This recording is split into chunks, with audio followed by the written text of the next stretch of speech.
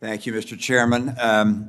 I must admit that I have found this hearing to be stunning in that it seems, Mr. Secretary, that you're proud of the progress being made by the administration, that things are going well at the border.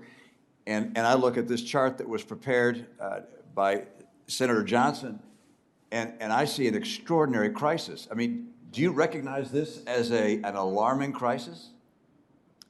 Senator, I look at immigration as a challenge that has been persistent for many, many years. Of course, but we were running along here, and now we're seeing apprehensions at the border that have skyrocketed. And just as alarming, perhaps even more so, is the chart that came from Senator Portman, which is unaccompanied children who are being led into the country, an explosion. And I mean, is this not a massive failure that would suggest that the administration needs to take immediate action to remedy what we're seeing here?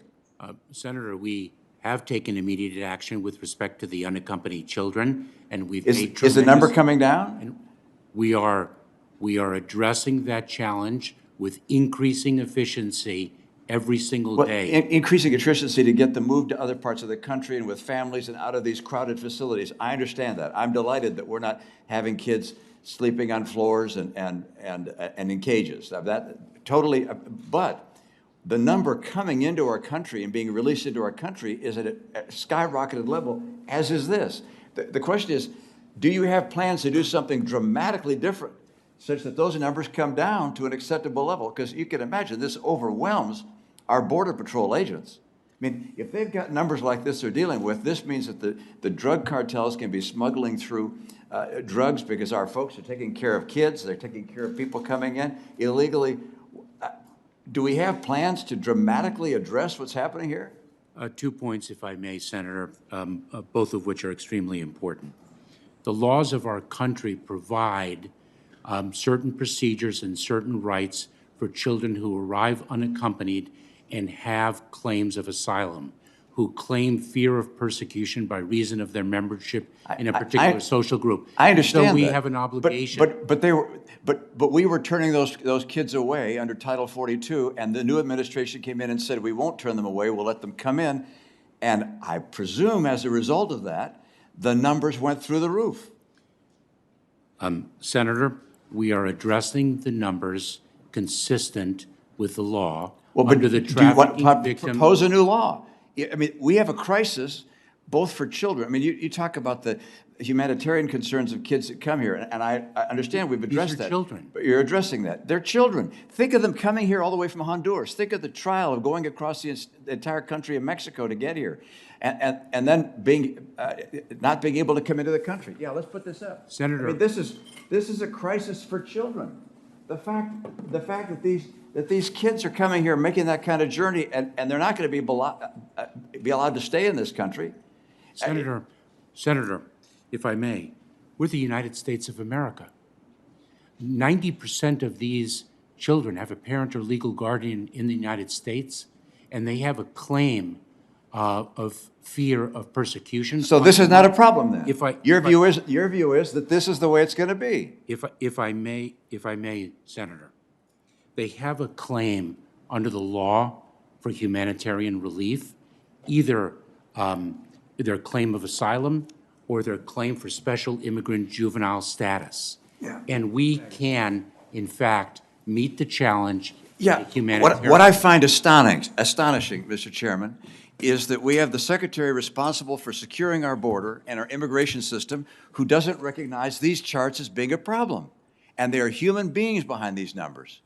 And it is not saying, hey, we've got to make some changes immediately. I find that extraordinary and extremely damning. Let me turn to a different topic. And that is, some years ago, immigration was, well, if you will, the huddled masses yearning to be free. And we were encountering people who wanted to come to this country, and we were able to offer them hope for a better life. Today, increasingly, much of what we're seeing here is a result of cartels that have learned how to take advantage of current law in the United States to defeat our systems and not provide the the people that are being brought here the opportunity that they were seeking. I think there's an urgent need to rethink our immigration system to make sure that we recognize we're dealing with a different circumstance in many cases than we were before. And a discussion of root causes. We need to address the root causes in Latin America. Gosh, we've got root causes in our own country. We've got challenges here we can't solve. We've been working on for years. The countries around the world who have problems that we can't solve all the problems of the world, let alone the problems in Latin America and the problems here in our country.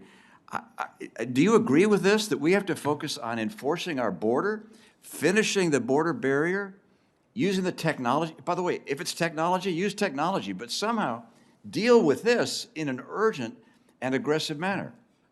Senator, we are indeed focused on securing our border and, in fact, using technology as the most effective or one of the most effective ways of doing it, number one.